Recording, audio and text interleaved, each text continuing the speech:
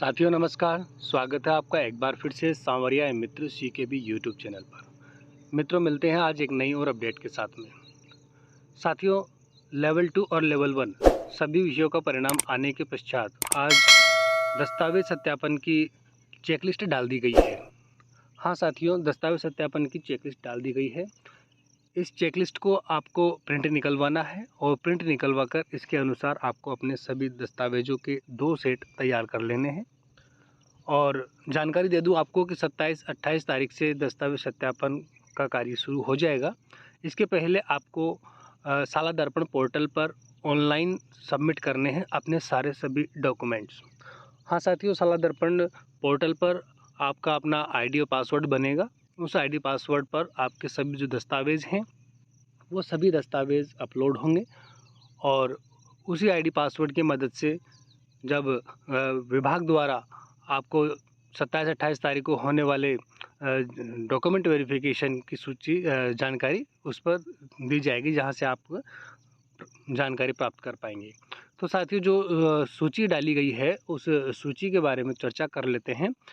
सबसे पहले स्क्रीन पर आप देख रहे हैं कि जांच दल की जो टिप्पणी होगी वो इस पृष्ठ पर होगी। ये जांच दल वालों के लिए है। यहाँ पर वो पूरा विवरण आपके दस्तावेजों को सत्यापन करने के पश्चात अपनी टिप्पणी लिखेंगे। और जांच दल यहाँ पर 2 हैं, तो 2 सेट आपको तैयार कर लेने हैं साथियों। सबसे पहले स्क्रीन पर देखिए आप, इस पृष्ठ पर आपको ये जो चेकलिस्ट है लेवल प्रथम और लेवल द्वितीय दोनों के लिए ये यहाँ पर है। तो अपना जो संबंधित सत्यापन का जिला है वो यहाँ पर लिखना है, जो कि अपन को ऑनलाइन सबमिट करने के पश्चात जब हमारे आईडी पासवर्ड पर का इस्तेमाल करके अपन देखेंगे तो वहाँ पर हमें हमारा जो सत्यापन का जिला दिखाई देगा, समय तारीख दिखाई देगी। तो वो जिला सबसे पहले अपन को यहाँ पर लिखना है और रोल नंबर अपने यहाँ पर भर देने हैं स्पष्ट अक्षरों में, बढ़िया साफ साफ। इसके सामने आपका यदि लेवल 1 है तो उस पर आप मार्क कर देंगे, और यदि लेवल द्वितीय है तो अपना विषय यहाँ पर आप उसके सामने भरेंगे। अपनी कैटेगरी भरेंगे, आधार क्रमांक भरेंगे, आपके आवेदन का जो क्रमांक है, पिता का नाम, अभ्यर्थी का नाम, जन्म तिथि, माता का नाम, ये सभी स्पष्ट अक्षरों में आपको यहाँ पर भरना है। संबंधित कैटेगरी पर आपको टिक करना है। आपका जो भी जेंडर है वो आप यहाँ पर मार्क कर देंगे, लिख देंगे, और जमा शुल्क राशि लिख देंगे। साथ ही जमा शुल्क राशि के बारे में जो गवर्नमेंट द्वारा, विभाग द्वारा जो शुल्क लिया गया था वही शुल्क लिखना है। कई बार हम मित्र संचालक द्वारा जो चार्ज लिया जाता है वो भी हम इसमें ऐड करके लिख देते हैं। ऐसा नहीं करना है साथियों, जो विभाग का जो शुल्क है वही शुल्क राशि यहाँ पर आपको लिखनी है। सबसे पहले यहाँ पर देखिए साथियों, दस्तावेजों की लिस्ट है और अभ्यर्थी के उपयोगार्थ और सत्यापन दल के उपयोगार्थ 3 कॉलम है। सत्यापन दल के उपयोगार्थ कॉलम को वो लोग ही इस्तेमाल करेंगे और अभ्यर्थी के उपयोगार्थ को आप लोग इस्तेमाल करेंगे। साथियों, एक जानकारी दे दूं कि मेरा भी लेवल 2 में अंग्रेजी विषय से 2 गुना में सिलेक्शन हुआ है और मैंने भी सभी दस्तावेज तैयार कर लिए हैं और मैं भी इसी तरह से इसकी पूर्ति करने वाला हूं। मैंने बहुत सारी जानकारी जुटाई है। मेरे फैमिली में बहुत सारे राज्य कर्मचारी हैं, कुछ अभी नए नवनियुक्त भी हैं, तो मैंने उनसे भी सलाह ली है। तो उन सभी के आधार पर, पूरी जानकारी जुटाने के आधार पर मैं आपको बता रहा हूं साथियों।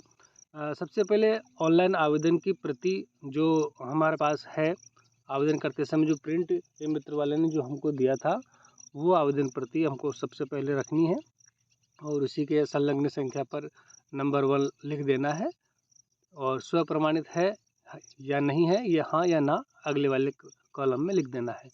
विस्तृत आवेदन की प्रति ये वही है ऑनलाइन आवेदन, बाकी इसको और स्पष्ट कर दिया जाएगा।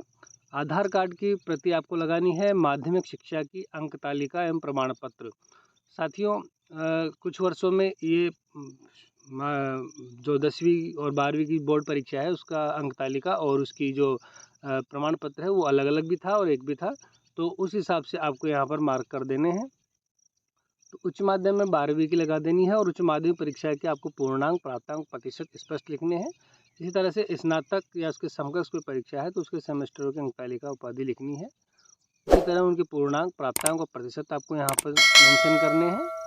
स्नातक परीक्षा में जो आपके ऐच्छिक विषय रहे हैं वो करने हैं। ये लेवल द्वितीय वालों के लिए हैं। स्नातकोत्तर का यदि आपने विवरण दिया है, एमए का विवरण दिया है अपने आवेदन फॉर्म में, तो वो भी साथियों आपको यहाँ पर फिल करने हैं पूर्णांक प्राप्तांक प्रतिशत के साथ में। लेवल 1 जो सामान्य शिक्षा पद के लिए है तो ये उनके लिए रहेगा, और पात्रता परीक्षा की जो प्रमाणित प्रति है जो आपने रीट पास की है वो आपको यहाँ पर संलग्न करनी है। राजस्थान अध्यापक पात्रता परीक्षा लेवल प्रथम द्वितीय दोनों स्तर में है तो वो यहाँ पर करना है। इसी तरह से लेवल प्रथम और द्वितीय के प्राप्तांक प्रतिशत आपको उसकी अपनी रीट की जो मार्कशीट मिली है उसमें देखकर सबमिट कर देना है साथियों। लेवल 2 वालों के लिए भाषा प्रथम और भाषा द्वितीय का यहाँ पर विवरण भर देना है। इसी तरह से प्रवेश तिथि बीएड बीएसटीसी वालों के लिए भी है और बीएड वालों के लिए भी। साथियों यहाँ पर इसके बारे में बता दूं कि ये भी कहा जा रहा है कि जिसके पास डिग्री है, जैसे कि बीएड की डिग्री है या डीएलएड की डिग्री है, तो उनको प्रवेश तिथि की आवश्यकता नहीं है। लेकिन यदि आपके पास प्रवेश तिथि उपलब्ध है तो आप मेंशन कर सकते हैं। और यदि दस्तावेज सत्यापन दल द्वारा मांगी जाती है तो साथियों ऐसी स्थिति में यहाँ पर शपथ पत्र आपको लगाना पड़ सकता है। तो इसके बारे में और स्पष्ट जानकारी आपको मिल जाएगी साथियों, निश्चिंत रहे। अगले क्रम में देखो साथियों, यहाँ पर प्रवेश तिथि के बारे में है, द्वितीय लेवल के बारे में, लेवल 2 के बारे में है। 22वें कॉलम में आप यहाँ पर देख पा रहे हैं कि ये विशेष शिक्षा वालों के लिए है जिनकी प्रवेश तिथि के बारे में भी है। और विशेष शिक्षा में पंजीकरण प्रमाण पत्र यहाँ पर लिखना है। मूल निवास प्रमाण पत्र की प्रमाणित प्रति संलग्न करनी है। और अनुसूचित क्षेत्र के सद्भावी निवासी होने के प्राधिकार द्वारा जारी नवीनतम विशेष मूल निवास प्रमाण पत्र केवल टीएसपी क्षेत्र वालों के लिए है। ये ईडब्ल्यूएस वालों का मेंशन करना है। अपना जाति प्रमाण पत्र जो ओबीसी एससी एसटी वर्ग है उनके द्वारा मेंशन कर देना है। अन्य पिछड़ा वर्ग और अति पिछड़ा वर्ग के लिए वैध अवधि प्रमाण पत्र होना चाहिए, मतलब आवेदन की तिथि के पहले का यहाँ पर होना चाहिए। इसी तरह से यहाँ पर और स्पष्ट किया गया है कि 17 अक्टूबर 2022 के अनुसार शपथ पत्र लगाना है यदि अंतिम तिथि के पश्चात का आपके पास जाति प्रमाण पत्र है तो। और इसी तरह से महिला पुरुष आरक्षित वर्ग के जो अभ्यर्थी हैं उनका स्व घोषणा पत्र लगेगा कि उनके पूर्वज राजस्थान के मूल निवासी हैं। विधवा और विधवा जो परित्यक्ता है उनका भी अपना स्व घोषणा पत्र लगेगा। संतान संबंधी स्व घोषणा पत्र आपको यहाँ पर मेंशन करना है। विवाहित होने पर दहेज नहीं लिया, ये भी आपको मेंशन करना है। भूतपूर्व सैनिक राजकीय नियोजन प्राप्त नहीं होने के संबंध में, और अनापत्ति प्रमाण पत्र, उत्कृष्ट खिलाड़ी, दिव्यांग श्रेणी, आपराधिक प्रकरण न होने का, ये साथियों संबंधित जो आपके पास हैं वो आपको शपथ पत्र लगाने होंगे। 2.5 लाख से कम आय सूचना भरी है तो आपको आय प्रमाण पत्र का विवरण भी साथियों यहाँ पर देना है, आय प्रमाण पत्र संलग्न करना है। शैक्षिक प्रशासनिक योग्यता के संबंध में स्व घोषणा आपको देनी है। जो भी डिग्री आपके पास है, जो भी डॉक्यूमेंट्स आपके पास है, उनका आपको यहाँ पर शपथ पत्र स्व घोषणा पत्र देना होगा। और अंतिम शिक्षण संस्थान द्वारा प्रदत्त चरित्र प्रमाण पत्र, या जिसके आपने बीएड किया है अंतिम में या डीएलएड किया है, बीएसटीसी की है, तो वहाँ का आपको चरित्र प्रमाण पत्र की आवश्यकता होगी। स्थान दिनांक मोबाइल नंबर स्पष्ट लिखकर आपको अपना नाम पता लिखना है और स्पष्ट हस्ताक्षर करने हैं। आपके अभ्यर्थी के द्वारा स्व सत्यापन यहाँ पर वही स्पष्ट भरना है और अभ्यर्थी के हस्ताक्षर कर देने हैं। स्व घोषणा पत्र के अंदर यहाँ पर देखिए साथियों, पूरी बात जो अभी अपन ने ऊपर देखी है वो सभी बातें यहाँ पर है और उसी के अनुसार संबंधित कॉलम में आपको पूर्ति कर देनी है। और यहाँ स्पष्ट अक्षरों में अपने हस्ताक्षर, रोल नंबर वगैरह लिखने हैं। तो साथियों इस तरह से ये 6 पेज के अंदर आपका चेकलिस्ट है। इसकी पूर्ति आपको करके स्पष्ट अक्षरों में और आपको तैयार रखना है 2 सेट में। जैसा कि मैंने पहले भी बताया कि इसके पहले आपको साथियों शाला दर्पण पोर्टल पर अपने सभी दस्तावेज अपलोड करने हैं।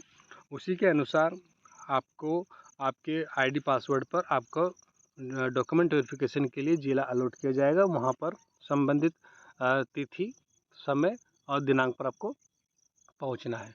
तो साथियों ये थी एक संक्षिप्त जानकारी। यदि आपको मेरे द्वारा जानकारी अच्छी लगी है तो चैनल को लाइक, शेयर और सब्सक्राइब जरूर करें। अपने साथियों को ज़रूर शेयर करें ताकि उन्हें भी सही समय पर जानकारी मिल जाए। धन्यवाद साथियों।